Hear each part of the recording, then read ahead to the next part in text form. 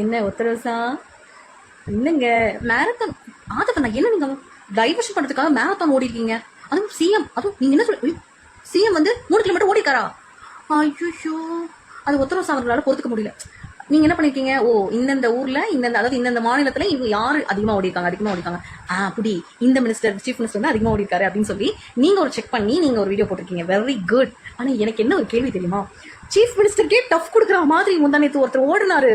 ஐயோ, நீங்க அதை பாத்தீங்களா இல்லையான்னு தெரியல உத்தரவுசா அவர்களே. நீங்க கூட சொன்னீங்களே கூடி பிடிச்சி என்னவோ என்ன சொன்னீங்க, ப்ராப்ளத்தை கண்டா ஓடுறியே அப்படின்னு சொல்லி. அவரை விட யாருமே ஸ்பீடா ஓடவே இல்ல உத்தரவுசா. உங்களுக்கு நீங்க பாக்குறியா அத? ஐயோ, நான் வேணா வீடியோ இருந்தா ஸ்டோரியில போடுறேன் பாருங்க. அப்புறம் நீங்க வந்து என்ன சொன்னீங்க, போதைப் பொருளை பத்தி நம்மலாம் பேசலாமானே ஆதவனே, நம்மலாம் பேசலாமானே?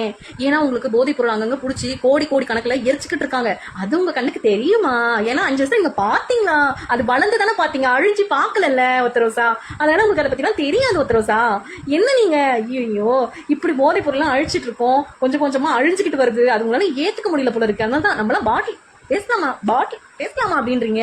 ஏன்னா ஒரு மனுஷன் வந்து ஒரு விஷயத்த வந்து அழிக்கணும்னு நினைச்சு அதை தொடங்கினா பழைய விஷயங்களை எடுத்துட்டு வர்றதும், தனிப்பட்ட வாழ்க்கையை எடுத்துட்டு வந்து பொது வாழ்க்கையில சேர்க்கறதும், இதெல்லாம் தானே உங்களுக்கு வேலை.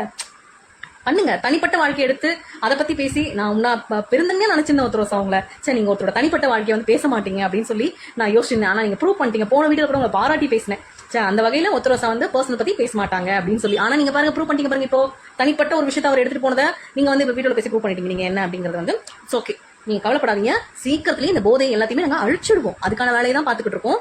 நேத்தோ முந்தா கூட 5 கோடி ரூபாய் மதிப்புள்ள போதைப் பொருளை எரிச்சிருக்காங்க. யார் கையிலும் மாற்றிடக்கூடாது, புதைக்க கூட இல்ல, எரிச்சிருக்காங்க. அந்த மாதிரி நீங்க கவலைப்படாதீங்க. போதை இல்லாத தமிழ்நாடு வந்து தளபதி விஜய் அவர்கள், தமிழ்நாட்டுடைய முதலமைச்சர் ஜோசப் விஜய் அவர்கள் நிச்சயமா நடத்தி காட்டுவாரு. நீங்க பயப்படாதீங்க. இப்ப இந்த வீடியோவை பிரியா ரஞ்சித் தான் ஷேர் பண்ணியிருக்காங்க. அதாவது தமிழ்நாட்டில் போதைப் பொருள் இல்லாத மாநிலத்தை உருவாக்க வேண்டும் என்ற நோக்கத்தோட நடைபெற்ற விழிப்புணர்வு மாரத்தான்ல கலந்து கொண்ட சிஎம் விஜய் சுமார் 3 கிலோமீட்டர் தூரம் வரை ஓடி பொதுமக்களுக்கு போதைப் பொருளுக்கு எதிரான விழிப்புணர்வை ஏற்படுத்தும் வகையில் அவர் பேசிய காட்சி தற்போது சமூக வலைதளங்கள வைரலாயிட்டு வருது.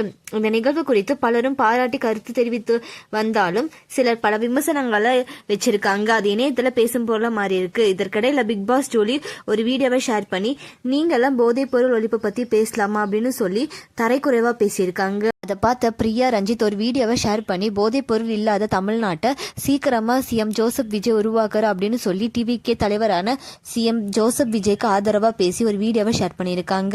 இப்போ இந்த வீடியோ தான் சோஷியல் மீடியால பயங்கரமா வைரல் ஆயிட்டு வருது. இந்த வீடியோவை பத்தி உங்களோட கருத்துக்களை கமெண்ட்ல சொல்லுங்க. மேலும் இந்த மாதிரியான அப்டேட்ஸ்க்கு நம்மளோட சேனலை சப்ஸ்கிரைப் பண்ணிக்கோங்க.